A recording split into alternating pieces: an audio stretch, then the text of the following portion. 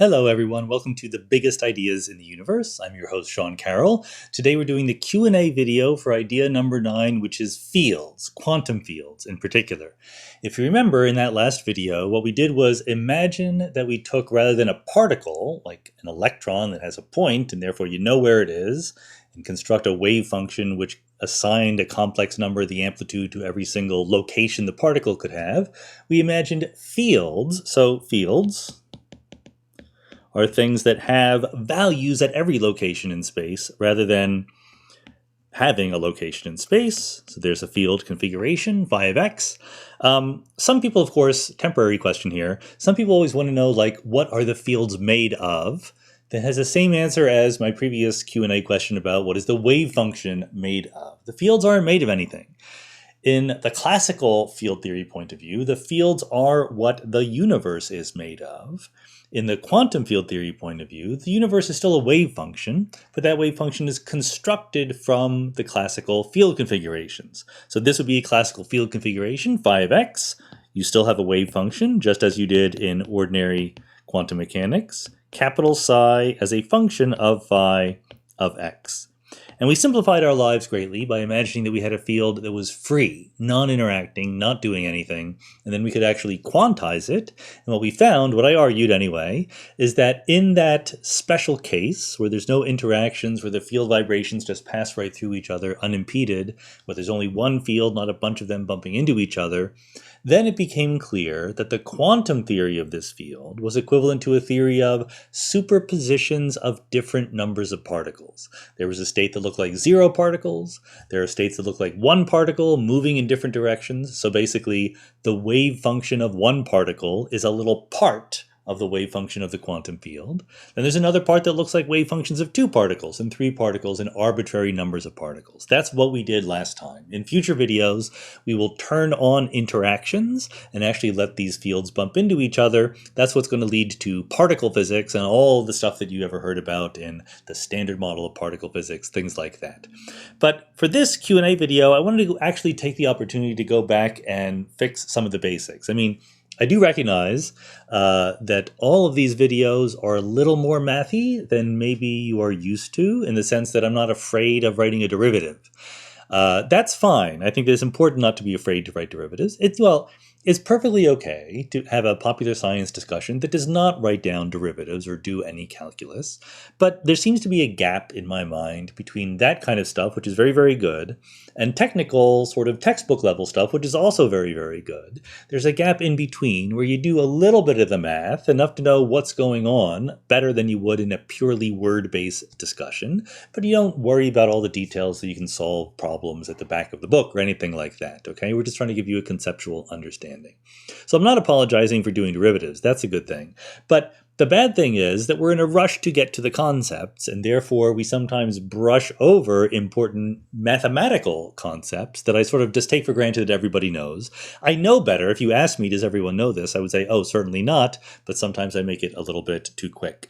So therefore, a very, very basic thing that I want to talk about is the fact that, we say the probability of observing a certain wave function, certain configuration for the classical wave function, the probability of observing a certain field configuration of the field, is, just as in ordinary quantum mechanics, given by the magnitude or the absolute value or the norm or whatever you want to call it, of the wave function of that particular field configuration squared.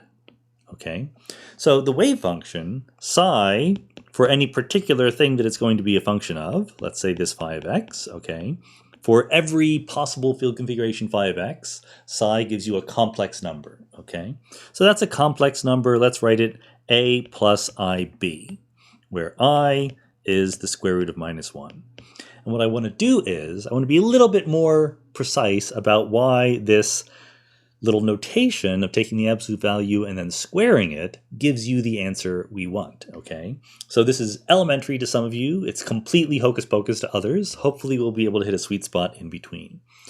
So in this formula, psi equals a plus ib, remember this is just the wave function at some particular configuration, not the whole wave function. For every field configuration, we have a number called the amplitude, and this is an example of an amplitude, so it's a complex number. So a and b are both real numbers. We write them with this, not script R, but sort of a blackboard R kind of thing. Blackboard bold, they sometimes call it. Real numbers. And I is the imaginary unit. So it is really just defined by the fact that I squared equals -1. It's the square root of -1. That's what it is. Note that minus I squared equals -1 squared times I squared, and that's 1 times -1, which is -1. So both minus I and I are in some sense the square root of -1. So what we have to do is just pick one. And we're gonna define this notation, square root of -1, to mean I, and then minus I is just minus that, okay? So we often talk in this game about the complex plane. In some sense, complex numbers are just combinations of two numbers. So this is, let's say, A and B, right? In our A plus IB. So A is the real part of our complex number, B is the imaginary part of our complex number, and any complex number is just this sum A plus IB, okay? So it's kind of like a little two-dimensional vector, but it has some extra structure that vectors don't have, namely this I thing, okay? I is something that you can multiply by itself and you get -1. So when we talked about mathematical spaces as sets of numbers or sets of objects that have extra structure, this is an example. This is a complex structure on this two real dimensional space, if you wanted to think about that. This is the complex plane. When you get very, very, very mathy, when you think like a super mathematician, you think of the complex numbers as just numbers. And you talk about the complex plane as a line, because it's just one complex dimensional rather than two real dimensional. Those are equivalent things. Personally, I'm still in the world of math where the complex numbers look two-dimensional to me, but it's two real dimensional, which is equivalent to one complex dimensional. Okay, that's just a hint of what your life will be like if you ever become super mathy. But the point is, what we can do with complex numbers is we can find the length of this triangle, right, of that little vector sign. I mean, you know what that length's got to be just from Pythagoras' theorem. This has got to be the square root of a squared plus b squared, right? That's what it means to have that length. That's it's a right triangle, if you like. Well, we want to get that in terms of a formula. We don't want to remember the fact. We want to be able to write it down. So what we do is we define the absolute value of a plus ib squared, okay, this is the norm squared of this complex number, as the complex conjugate, I should define complex conjugate, the complex conjugate of a plus ib, which is often written, physicists write it with a star or an asterisk as a superscript, mathematicians often write it as a dagger superscript, times a plus ib itself, okay? Where the complex conjugate means that I goes to minus I. That's all it means. Everywhere you have an I, it goes to minus I. If you have a complex number, it goes to its complex conjugate. If you have a real number, it just stays the same. So complex conjugate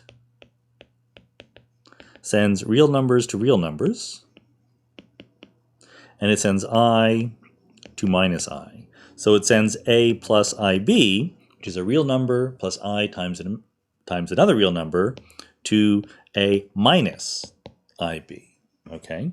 Therefore, this complex number, a plus ib, has a norm squared, which is a minus ib times a plus ib. And we can work that out, right? A squared, and then you get a plus,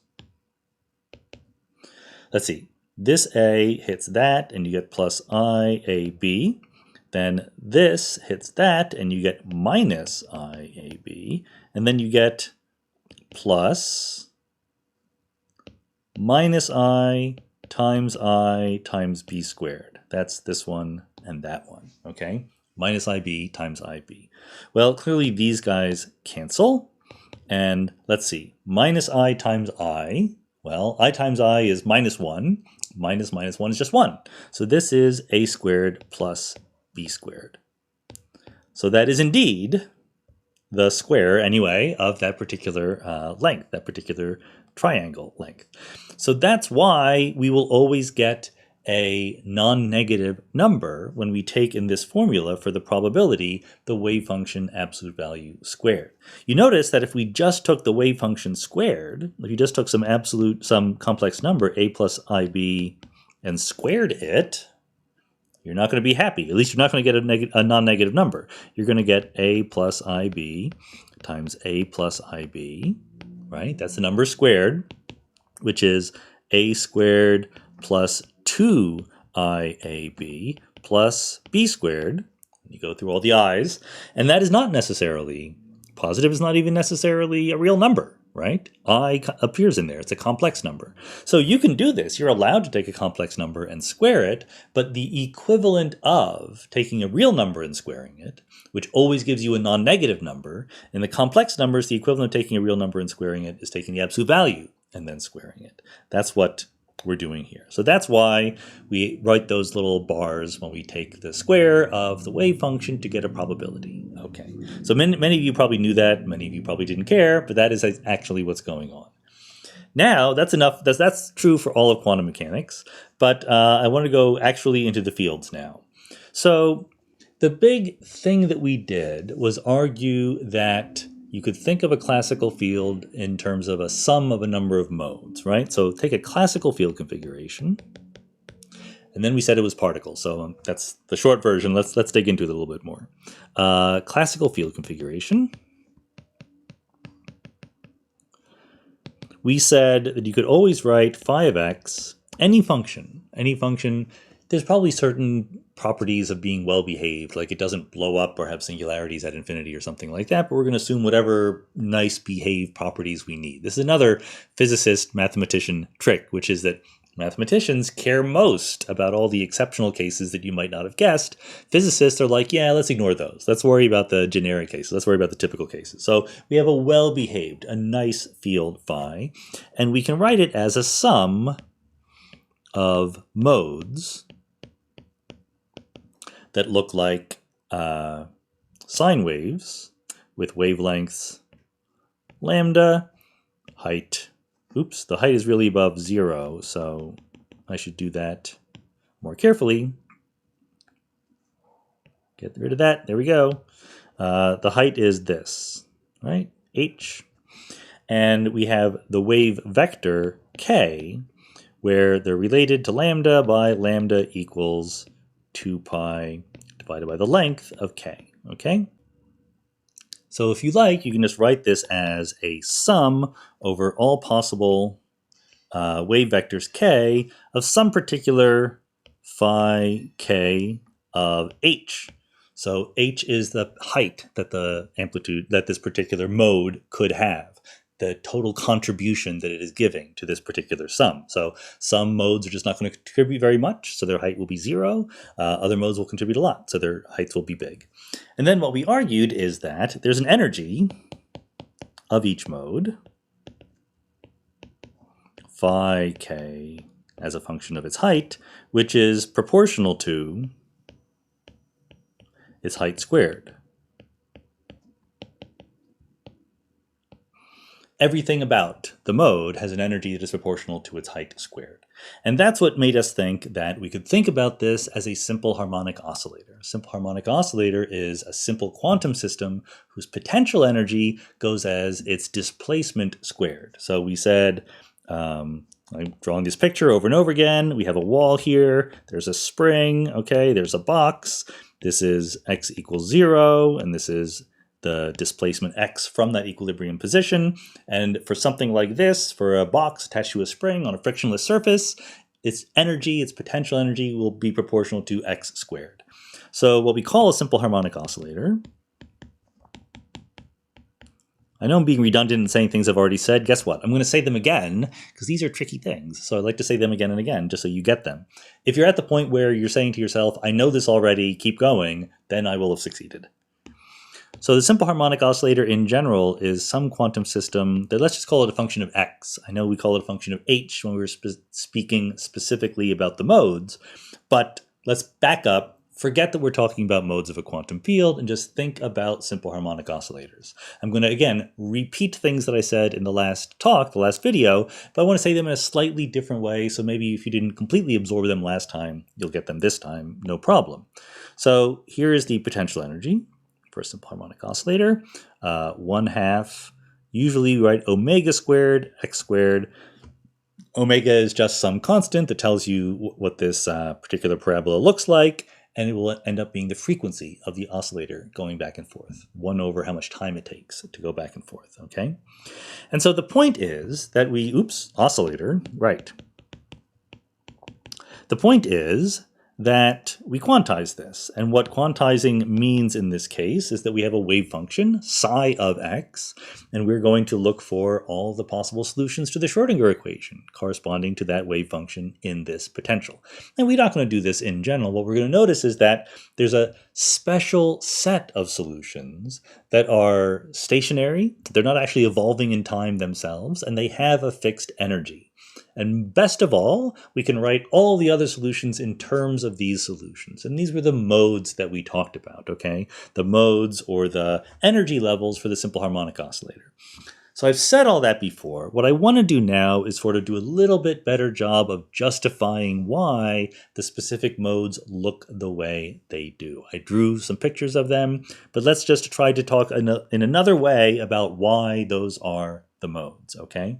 So the real answer to this is undoubtedly you solve the equation. That's the answer, all right? And anything else is an attempt to translate that into English. So we're trying to translate it into English. But remember, at the end of the day, it's not the English that matters. At the end of the day, if you really deeply into your bones want to understand this, you have to pick up the book and look at the equations. You can go to Wikipedia. You know, I have mixed feelings about Wikipedia when it comes to science and math articles. They're horrendously technical. They're very, very useful if you're a research scientist and want to learn something. You wouldn't necessarily trust what Wikipedia says, but you could find the basic ideas and find some references to things that you might trust. But if you have no idea what's going on, if you're not a professional physicist or mathematician, and you opened up the Wikipedia page to simple harmonic oscillator or quantum harmonic oscillator is a particular page, it's nothing but equations from start to finish. There's not a lot of intuition given there. I don't know why that is. Okay, so what are we trying to do? Well, what we might want to do is first find the lowest energy state. We're going to sort of go step by step here, okay? So find lowest energy state.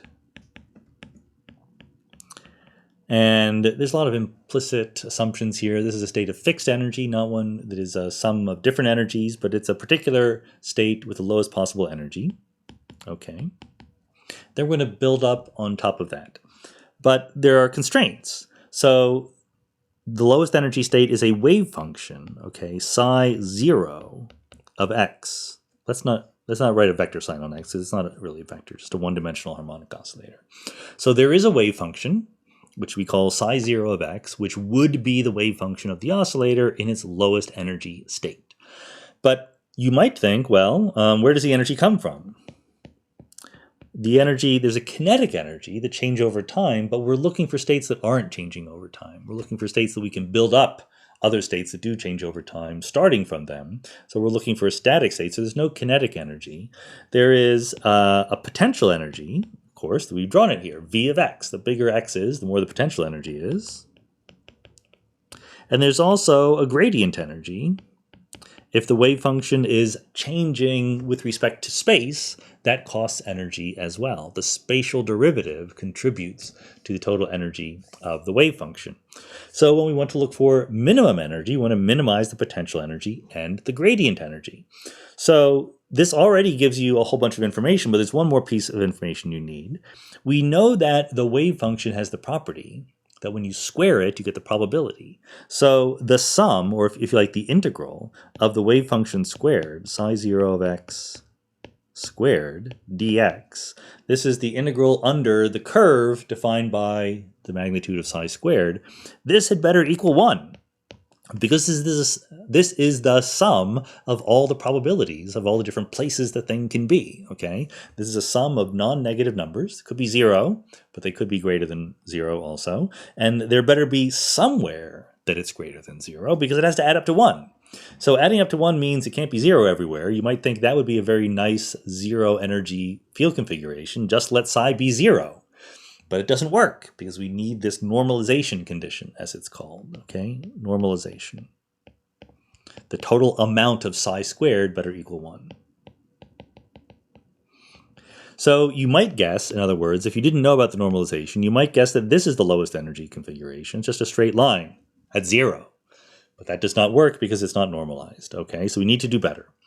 Well, you might think that if you want to minimize the potential energy, you should get something that looks like this, right? Something that is very peaked near 0. So it's not getting contributions from large values of x or minus x where the potential energy is large.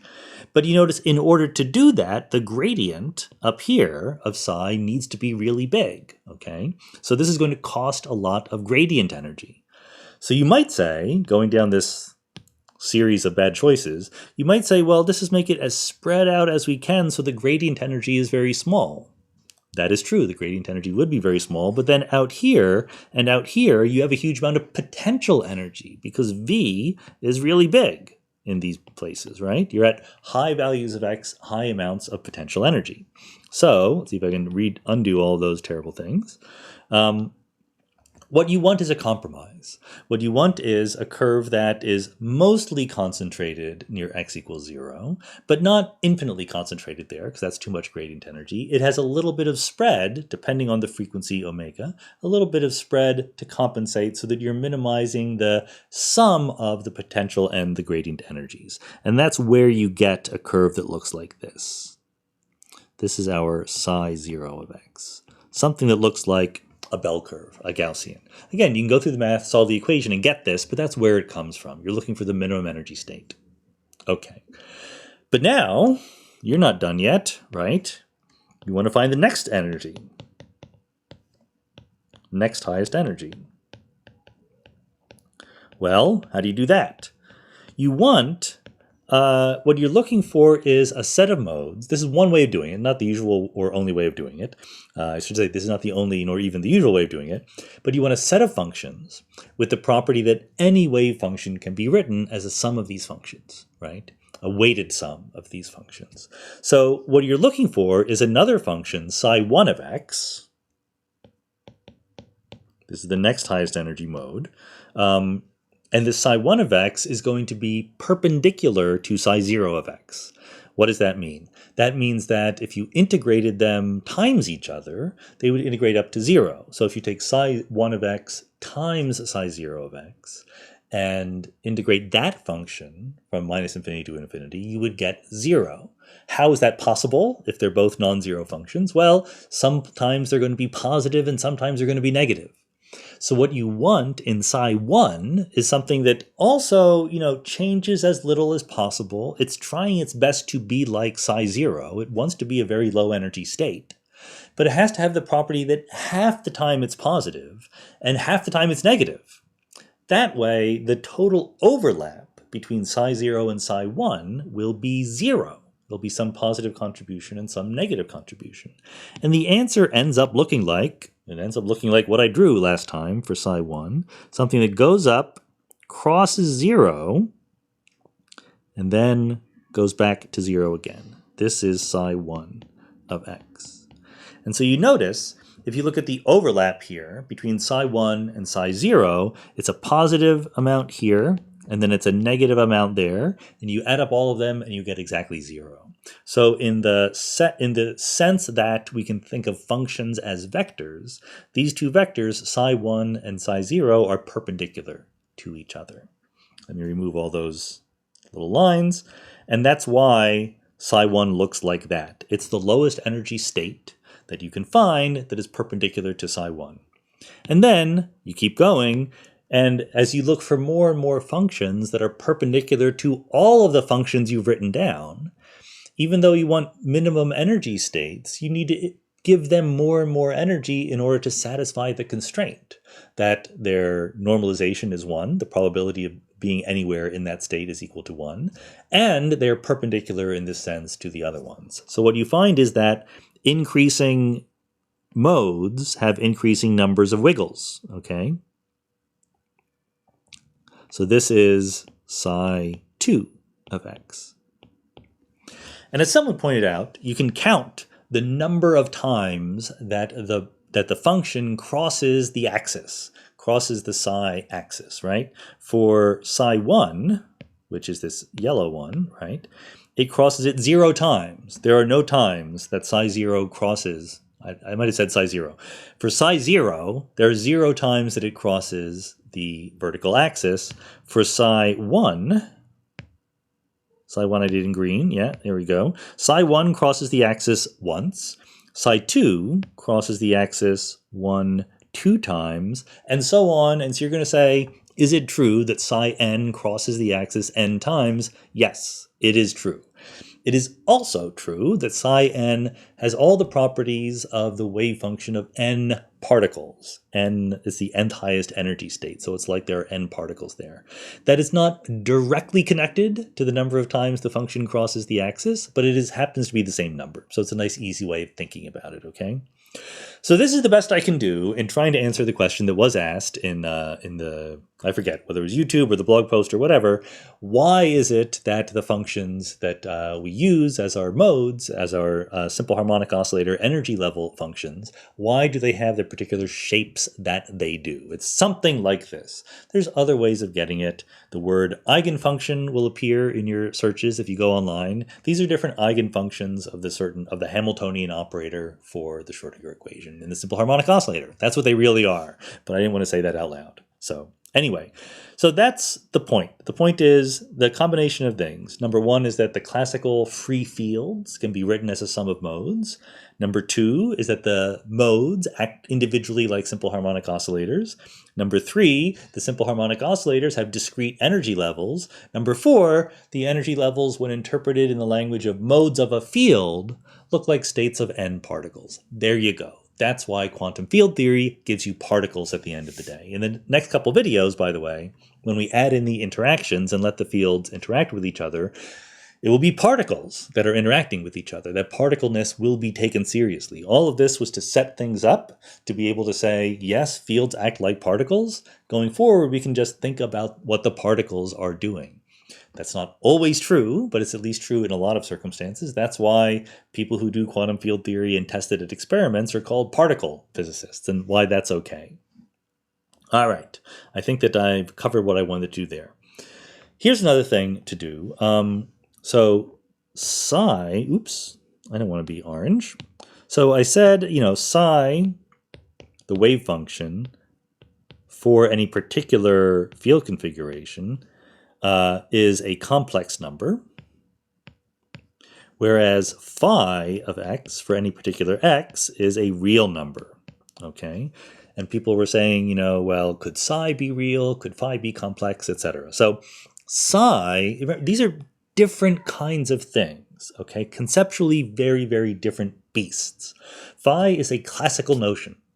It is what the field would be in a classical physics world if you had classical field theory. It is an object that has a value at every point in space. Psi is fundamentally quantum mechanical. It assigns an amplitude to every field configuration. You square that amplitude to get the probability. If you have many, many fields, just like the wave function for many particles was not a separate set of wave functions, the wave function for many fields is still capital psi of, let's say, phi, eta, b, g, theta, a million different fields, okay? You can have a million different fields that are all interacting with each other. All of these are functions of x, and they can all interact with each other in different ways, and that's what we're going to get to. But there's only one psi is the point, okay? There's only one thing that you call the wave function. There's not many different wave functions for all the different fields, just like with individual particles.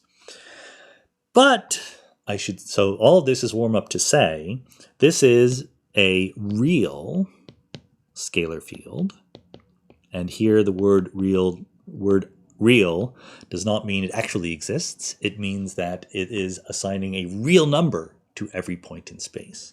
There are also complex scalar fields. So sometimes the notation capital phi, the Greek letter capital phi,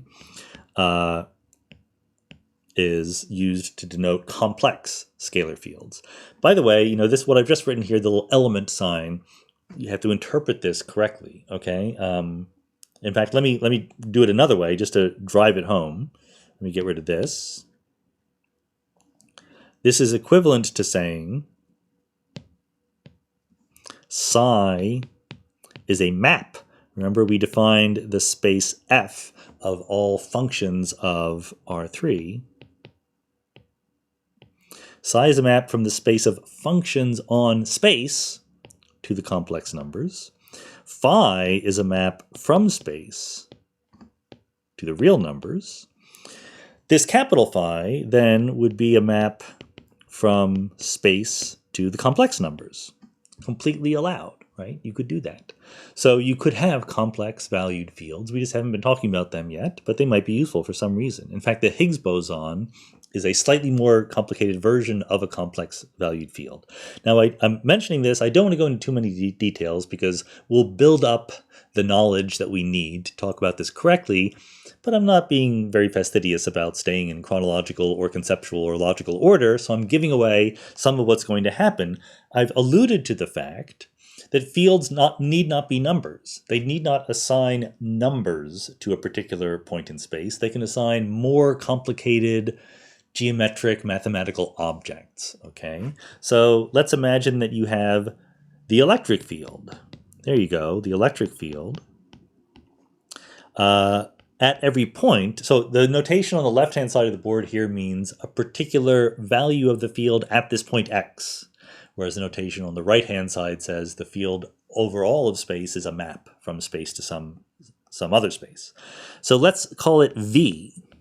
Capital V here is the space of three-dimensional vectors.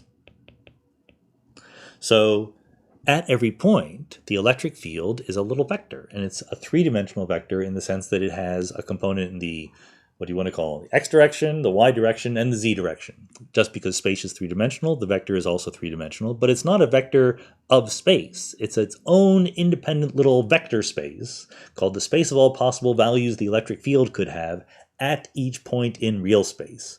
And we label that capital V. I just made this up. I don't know if this is a common notation for it, but it's a space of all possible three-dimensional vectors at every point. So E, the electric field, is a map from, oops, that should have been R3 for the complex scalar field. E is a map from space, R3, into the space of vectors. Okay? And then you could do more complicated things. You could have matrices. Let's invent a field capital X of little x, and capital X at every point little x is a matrix. Let's just make it up. It's a 5 by 5 matrix. So we'll call it M5, and we'll do a little blackboard notation there. 5 by 5 matrices. So a matrix is going to be something that has, it's a little array of numbers. 1, 2, 3, 4, 5, 1, 2, 3, 4, 5, 1, 2, 3, 4, 5, 1, 2, 3, 4, 5, 1, 2, 3, 4, 5. This is a 5 by 5 matrix. Every little dash that I just drew, you should imagine being a number.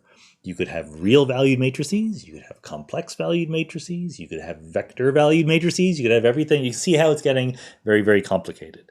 So then this capital X is a map from R3, which is space, into the space of all 5 by 5 matrices, okay? It goes on from there. You can have very complicated mathematical structures. They can be related in different ways under symmetry transformations. You can ask yourself, what happens when I rotate space? Can I rotate the fields inside of each other without rotating space? Are there other transformations? Can I stretch them and pull them and so forth? This explains why the fields get grouped into these particular geometric objects. All I want you to get right now is that we can, in principle, have fields made from any complicated kind of geometric objects. I've mentioned here real numbers, complex numbers, vectors, and matrices. There are also spinors, there are tensors, there are what are called differential forms. There's a whole bunch of different sets of mathematical objects you could imagine.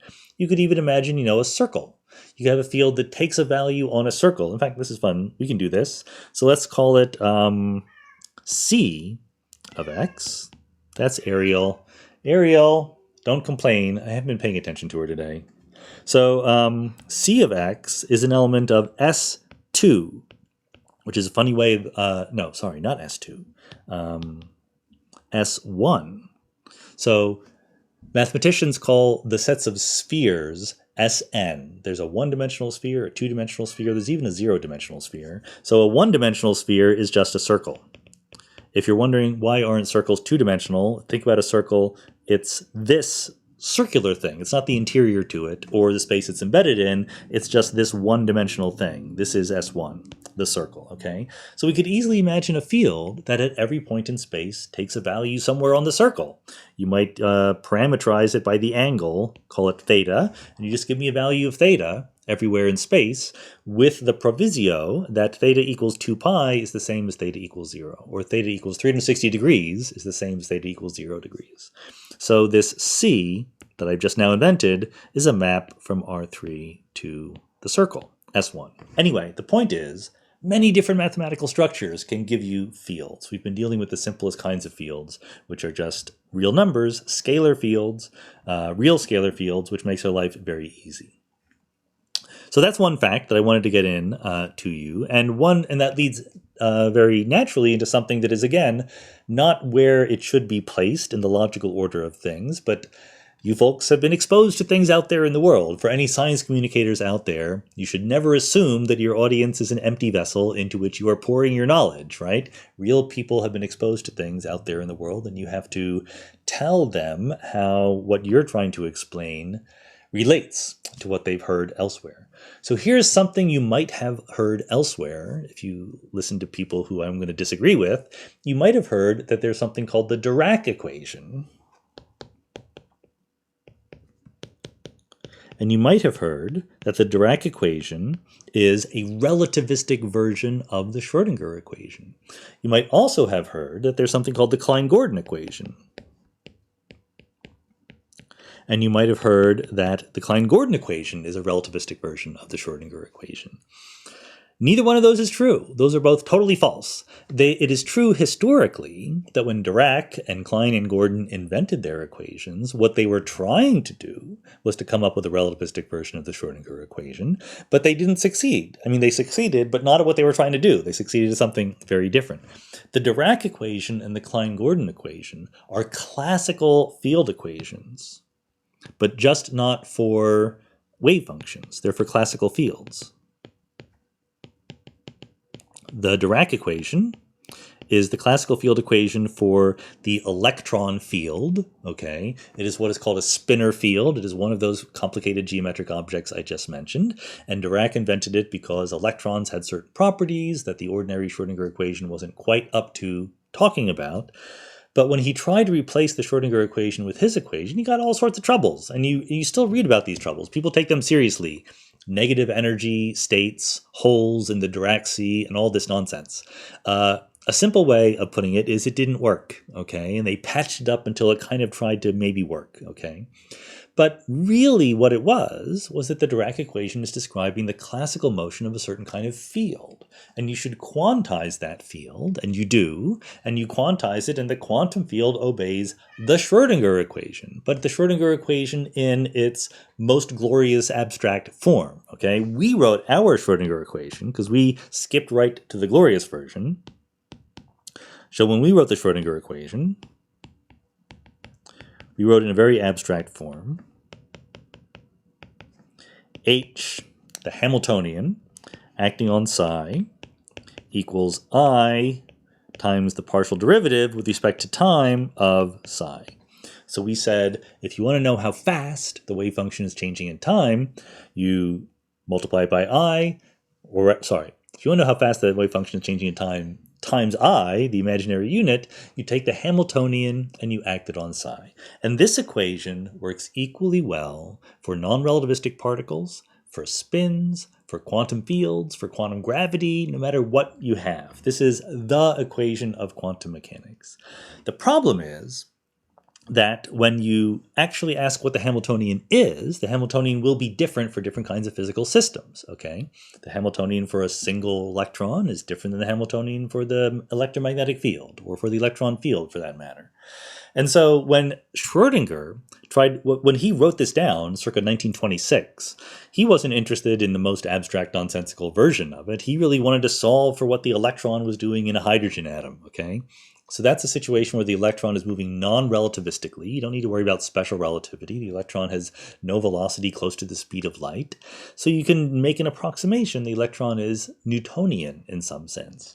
And then the Hamiltonian for the electron in that particular situation, in that particular context, has derivatives with respect to x, derivatives with respect to space of the field. In fact, it has two derivatives with respect to space. So you have two derivatives with respect to space. I'll just write it down, d squared dx squared. I'm not going to go into the details about this, but the point is, on one side of the equation, you have two derivatives with respect to x. On the other side, you have one derivative with respect to time. You know instantly that this equation cannot be compatible with relativity, right? Because relativity treats space and time equally. There's going to be one derivative with respect to time. There better be only one derivative with respect to space, and vice versa. If there's two derivatives, the same thing. So there's an imbalance here. And that makes perfect sense, because Schrödinger was trying to describe a non-relativistic electron. So Dirac and Klein and Gordon, when they came up with their equations, what they were trying to do was to modify the Schrödinger equation to make all the derivatives match, make space and time be treated on an equal footing. And like I said, they came up with equations that did that, but their equations were not equations for the wave function of a particle or a field. They were classical field equations, which then you take to define a Hamiltonian, okay? So basically the Hamiltonian for the classical field is a much more complicated, intricate beast than the Hamiltonian for a set of non-relativistic particles. But if your Hamiltonian is that of a relativistic system, like the electromagnetic field, or like the Dirac field, or the Klein-Gordon field, then this Schrödinger equation will tell you how its wave function evolves. So there's a difference between the field equations for a classical field and the equation for the Schrödinger equation, which tells you how the quantum state, the quantum wave function evolves. So it's even more complicated than that, because there are limits of very, very specific circumstances in which versions of the Dirac equation or the Klein-Gordon equation can kind of be used like the Schrödinger equation, or can be related to what the Schrödinger equation says. They're very limited, and in general, if you took the Dirac equation and the Klein-Gordon equation and treated them like the Schrödinger equation, you would get bizarre nonsense. You would get negative probabilities and a whole bunch of things like that. You would get the probabilities not conserved over time. So they're clearly inadequate in general for that purpose, but they're perfectly good classical field equations. That's how you should think of them. So in our point of view, in the point of view I've been indoctrinating you with, the equation for any quantum theory, the equation for the wave function, is always called the Schrödinger equation, even if it's just a generalization of what Schrödinger himself wrote down.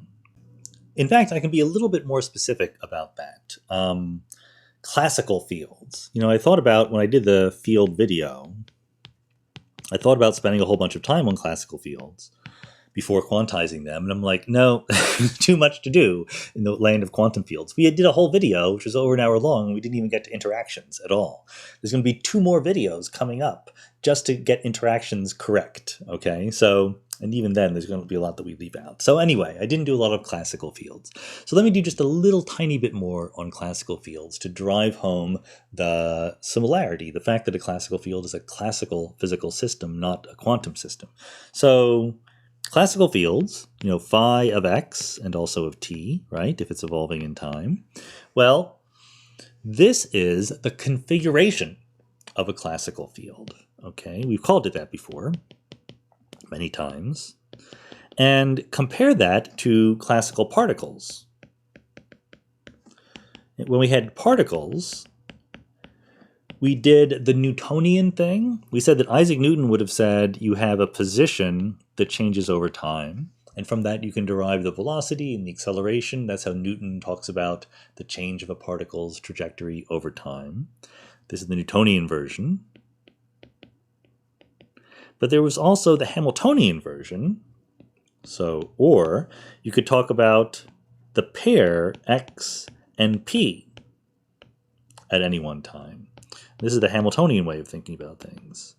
The difference being that in the Newtonian version, you define the velocity to be the derivative of the position over time and treat that as part of your theory, as a fundamental thing. So in order to make sense of what the theory says, you can't simply work at one moment of time. You have to know something about how the thing is changing over time.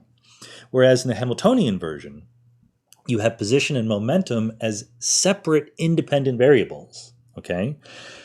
When you define your space of all possible states, you give me the position or the configuration, if you like, and then you give me the momentum. And then the fact that the momentum is related to the velocity, the fact that the velocity is v, is momentum divided by the mass, this is an equation of motion. This turns out to be true on real-world trajectories for fields, but it's not the definition of anything. That's the conceptual difference between the Newtonian and the Hamiltonian way of doing things. So you might want to say, well, is there a classical field version of the momentum? Is there a Hamiltonian way of thinking about classical fields? Yes, of course there is. What are you talking about? So you can also have field momentum.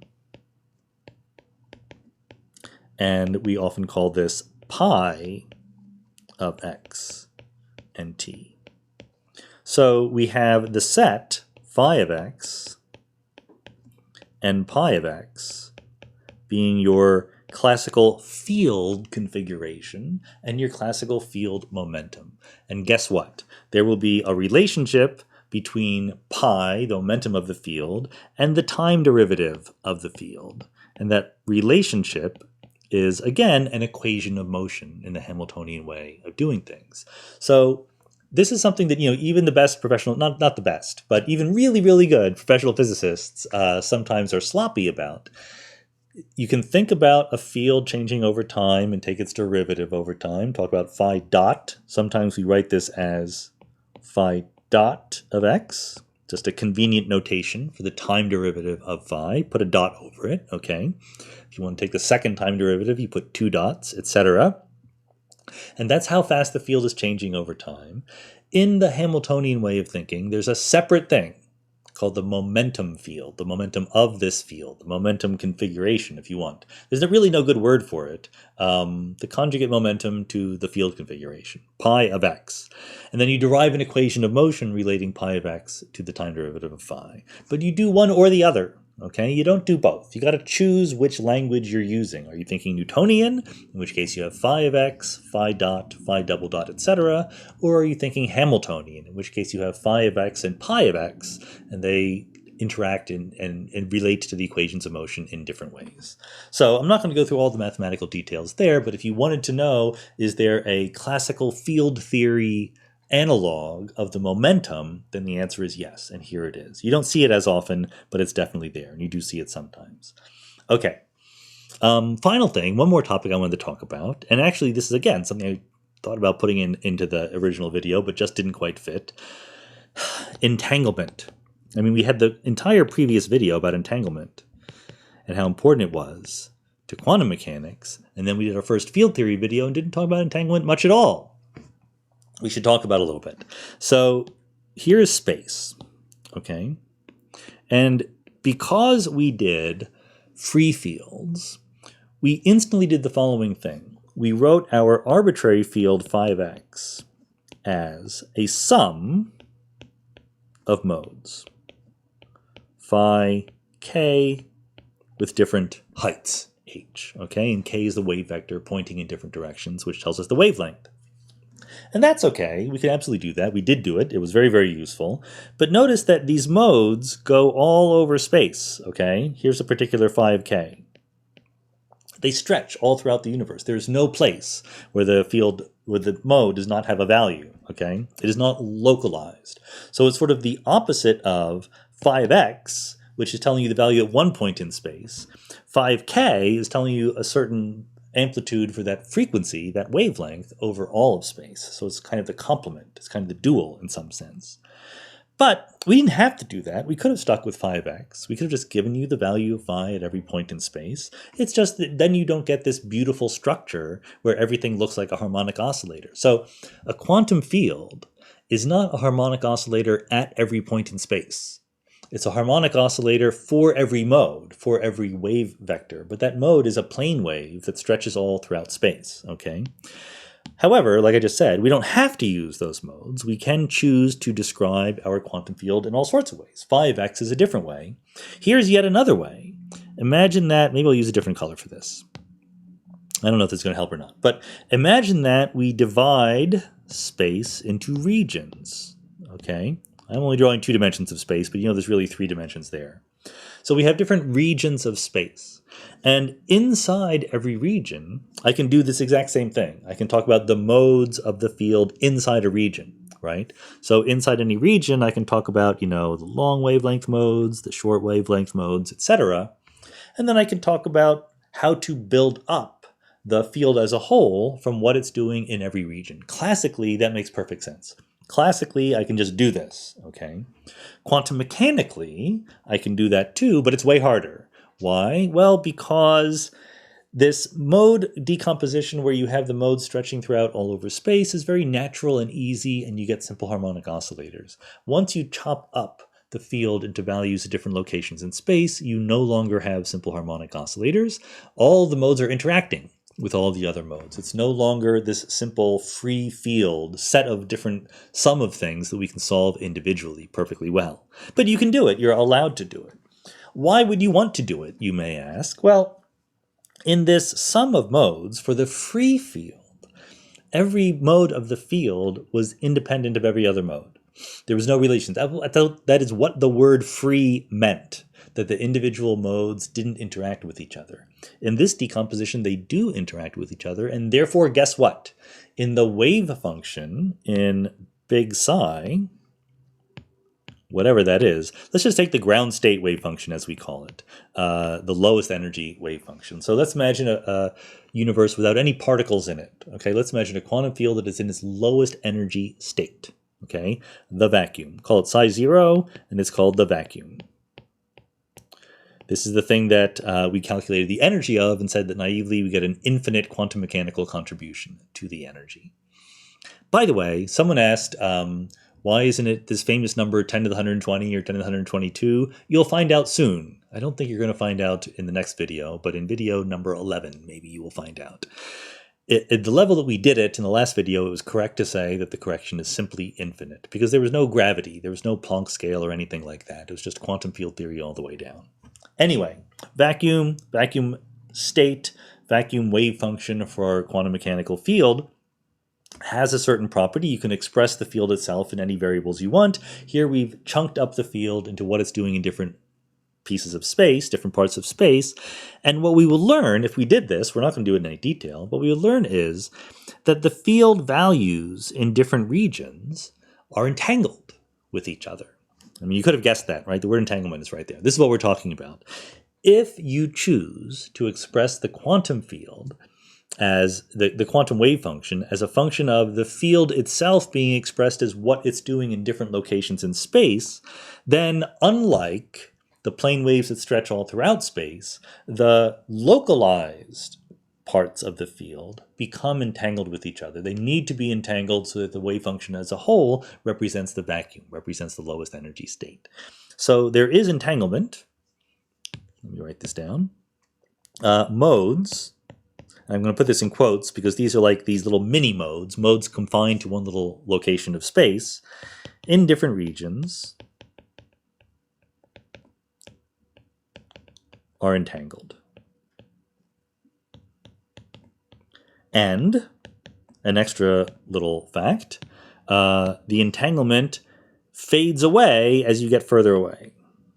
So as you go to further and further regions of space, there is still entanglement, but there's less and less, okay? So what's going on in this region? Let me just color it in. This is the region that we're paying attention to. This region is entangled at least a little bit with every other region of space all throughout the universe. Okay, that is a feature of the vacuum of quantum field theory. modes in, I will put it in all different regions of space are entangled with each other, okay? There's a little bit of entanglement. There's an amount of entanglement which is large for nearby regions, and it gets less and less as the regions get farther away. So we could actually plot this. If you want to plot distance between the regions versus amount of entanglement, it's not that hard to guess, but it goes like this. Okay, as the distance increases, the entanglement goes down. That's kind of natural. I mean, they're next to each other, right? If the regions are right next to each other, sort of bumping into each other, then they're going to become entangled. In the lowest energy state, once they all settle down, there's a little bit of entanglement with your neighbor, a little bit of entanglement with the one further off, a little bit less with the one further off than that, but it never goes to zero. There's always a little bit of entanglement.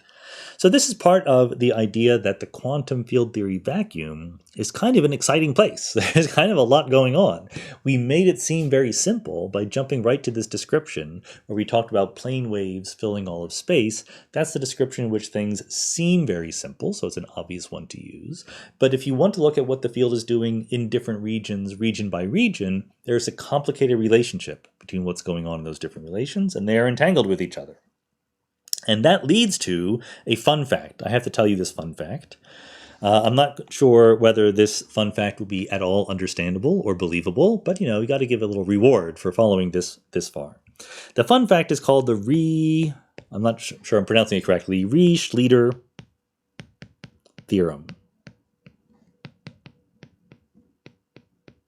I'm not even sure how to state the theorem in the language that we've been using here, but let me say it in words, and I'll try to write it down. The theorem says this. Do something to the field in one little region of space, or this little green region that we've highlighted here, okay? So I have the quantum field in its vacuum everywhere. It's in the lowest energy state. There's no particles around or anything like that. I'm localized to a little tiny region myself, or it could be a big region, but a region. This is one of those things with infinity. There's an infinite number of modes in quantum field theory in any finite-sized region. So it doesn't matter whether it's a small region or a big region, there's still an infinite number of modes, and those modes are entangled with another infinite number of modes elsewhere in space. And the Reeh-Schlieder theorem says, there's something I can do, or imagine doing, let's put it that way, some quantum mechanical operation I can do, purely localized to one region, with the feature that afterward, I've changed the quantum state. It was the vacuum mode. It was the vacuum state for the entire quantum field. I've changed it in one region.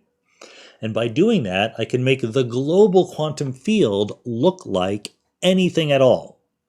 Look like any state whatsoever. Okay?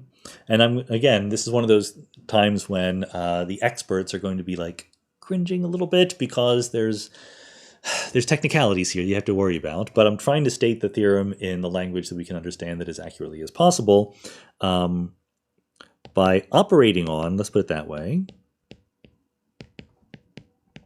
by operating on the vacuum waves, the vacuum wave function, the vacuum state psi 0 in one region, we can convert from psi 0 to psi star, where psi star is any state of the quantum field.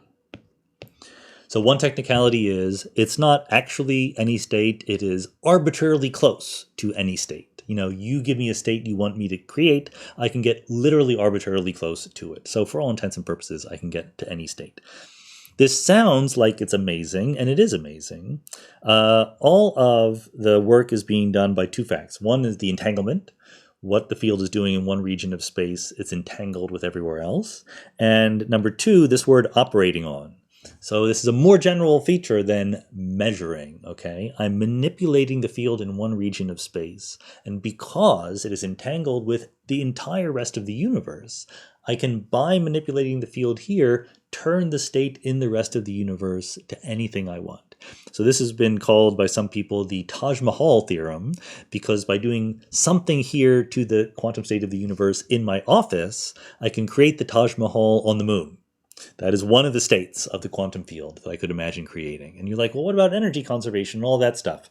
Energy is not conserved in this case because you're doing things to the quantum field. The quantum field is a superposition of modes with a whole bunch of different energies. It's the right superposition to be the lowest energy after overall, but I'm picking out different particular parts of that wave function, and they can have arbitrarily large energies. So let me try to justify this. Hand-wavy argument. Justify it.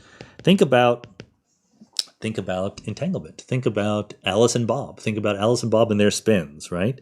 So think about the state that we wrote as 1 over the square root of 2 times Alice's spin is up, Bob's is down, plus Alice's spin is down, Bob's is up, okay? Now what we said was you could observe Alice's spin. She could get spin up or she could get spin down. You don't know which, and by doing it, Bob's will be the other one. If Alice got up, Bob will get down, and vice versa. So the problem there is Alice can't force the answer up or force the answer down. When she measures her spin, she will get up or down with 50-50 chance. So that's why this word operating is more general than the word observe. Observe means a specific kind of operation where you entangle. Remember, you get decoherence and all that stuff. But here we're allowing Alice the freedom to say, I'm going to force my spin to be up. I'm going to force my wave function to just be up. Okay, so by doing that, so Alice forces her spin to be up, then what do we know? We know that Bob's is instantly down, right? Just from the structure of this wave function, even if it's very, very far away. And if she can force her spin to be down, Bob's will be up. If Alice forces her spin to be spin right along the x direction, then Bob's will be spin left, etc. So in this entangled state, if we magically, because it's more than just a simple measurement, but if we magically give Alice the ability to do anything she wants to her qubit, to her spin, we can make Bob's spin be anything we want, right? We can just create that happening. So that is what's going on in field theory all throughout space. There's an infinite amount of stuff going on in every region of space in quantum field theory. And so I can do things to the field in this region right here. If I can force it to, in this region, be in some specific field configuration, then I can make these other regions do whatever I want because they are entangled. And by manipulating that state in this part of the universe exactly right, I could, in principle, create anything I want elsewhere in the universe.